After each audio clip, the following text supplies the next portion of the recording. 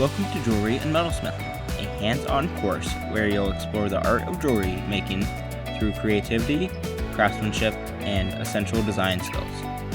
In this course, you'll dive into the world of metalwork, learning how to safely saw, solder, hammer, and polish your own jewelry creations. You'll explore the foundations of traditional metalsmithing while working with copper, nickel, silver, brass, and wire to bring your unique designs to life. From rings and pendants to bracelets and small sculptural objects, you'll develop your own style as a jewelry artist. Whether you're texturing metal, shaping it with precision, or adding a final polish, each project helps you build technical skills and artistic confidence. You'll experience the full design process from sketching your ideas to crafting them in metal, and see your finished pieces displayed at school and in art shows. By the end of the course, you'll have created a collection of handcrafted pieces and gained the skills to continue designing with confidence, whether for personal expression, artistic exploration, or future careers.